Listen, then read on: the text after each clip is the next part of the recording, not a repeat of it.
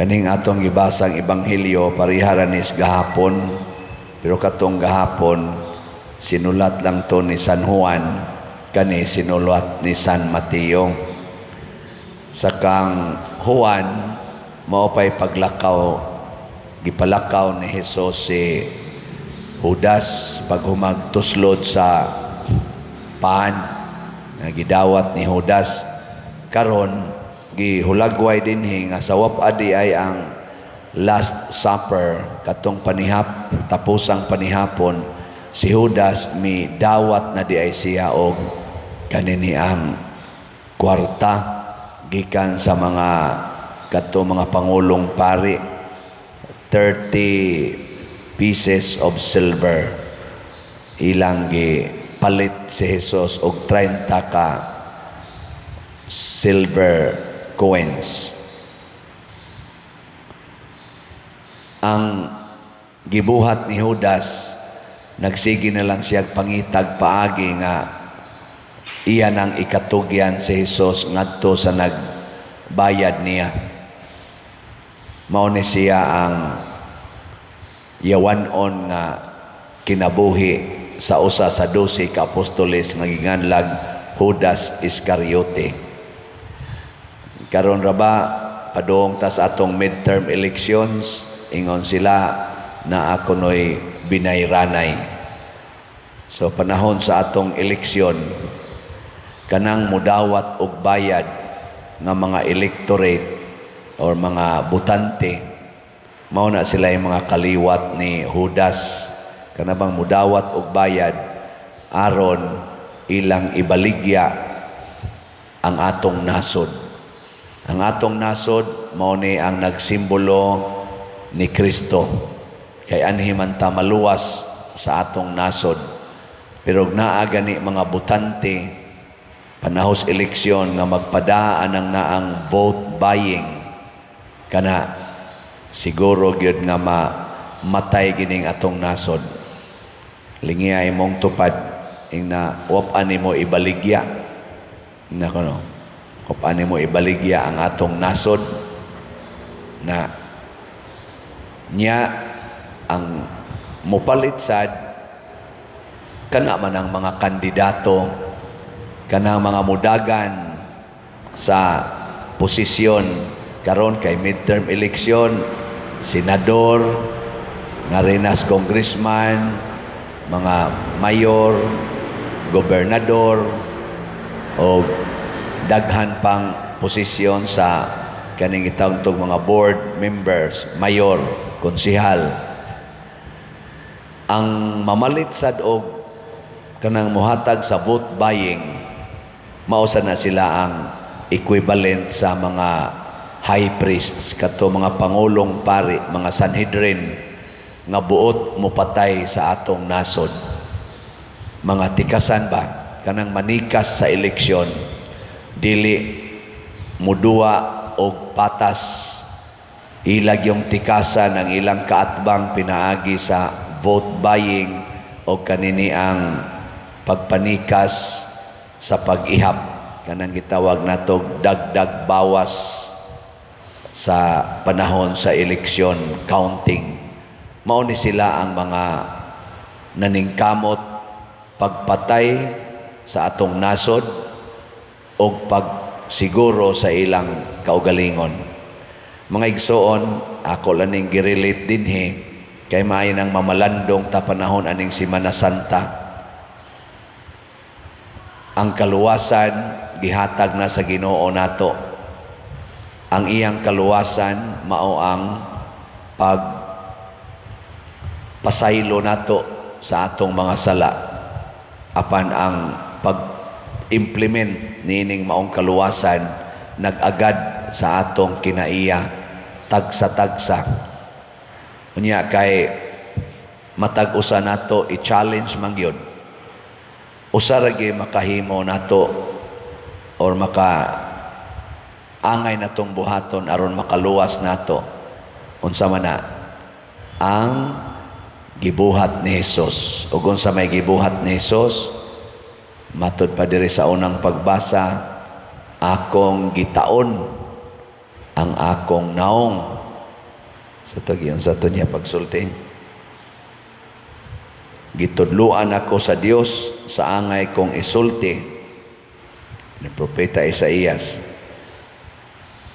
Midasig siya nako or sulti aron mahibalo akong mudasig ni adtong gikapuyan. Muna siya mga batasan sa Diyos noong batasan, mudasig sa gikapuyan niya, ablihan sa Ginoo ang akong salabutan ug wala ako musupil ni mubiya kaniya. Kanang mutuman ta sa sugo sa Ginoo, dili sa atong sugo. Ug labaw tanan, ingon siya diri, gipatara ko ang akong likod niadtong buot muhampak kanako ug ang akong aping ngadto sa mga milagnot sa akong bungot. Wala ko ilingiw ang akong naong sa nagbugal-bugal o nagluwa kanako. Kani mga igsoon, mao ni ang kinaiya gidunta natong tanan, labi na gyud sa atong mga leaders sa simbahan o sa gobyerno. Kanabang mudasig sa mga gikapuyan, daghan kayrong gikapuyan sa atong mga kaigsuonan, labi na gyud ang kaning mga kabus. Gikapoy na bayad sa utang, gikapoy paiskwela sa mga anak, gikapoy ani mga bayronon sa ospital. Lingiyay mong tupad inawap akakapuya. Luya na kaig mga naong ana no. Ang uban manimpad na lang ngadtos abroad. Bahala na lang dito porting lisura, bahala naglayo sa pamilya kay di na makaya dinhi sa ato. Hinaot unta ang atong mapili nga mga leaders kanang kamaong mudasig nato pinaagi sa ilang mga maayong binuhatan. Ikaduha, kanang maminaw og Ginoo, kanabang matudluan sad og Dios non, labi na gining honesty, humility, generosity o kanini ang purity of heart.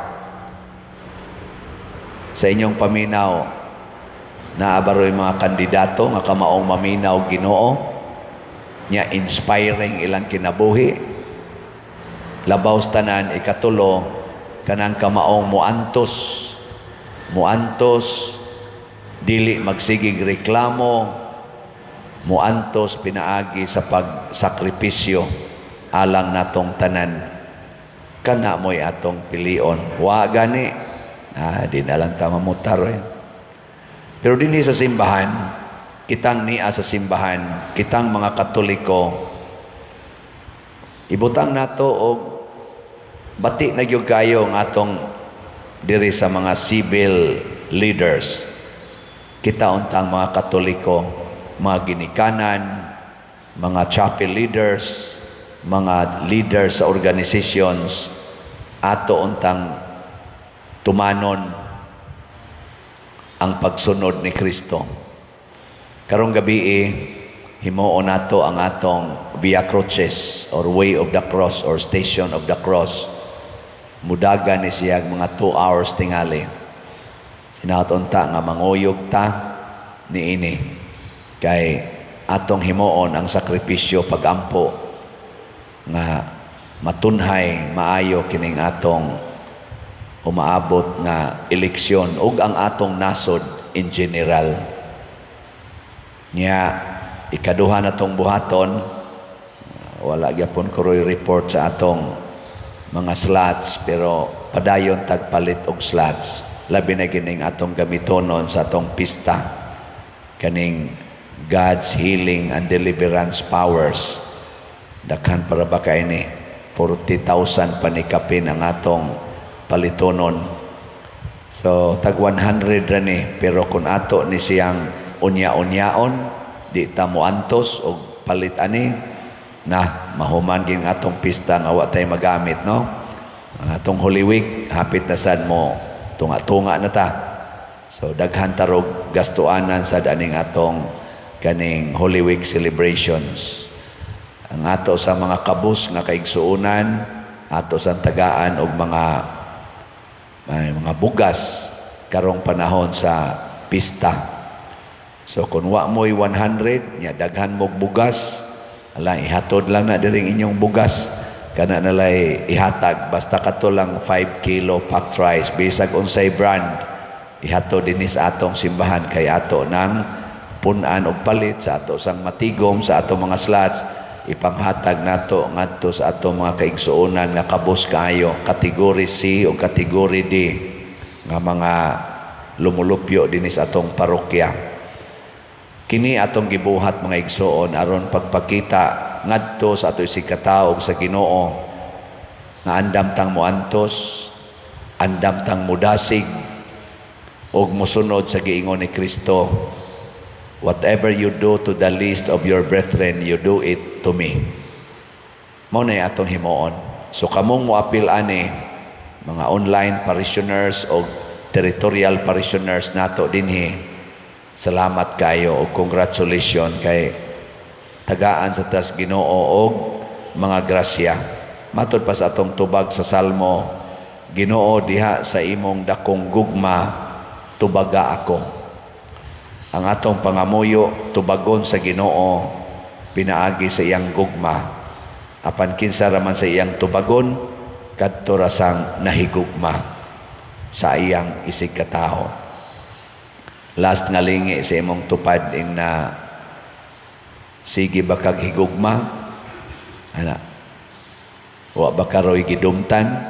Holy Week na lang, basig na pay wa magtingganay. Holy Week na lang, mo Easter Sunday na lang, basig na alang yapoy kusmod og naong kay wa na mahigugma. Hunongon na nato.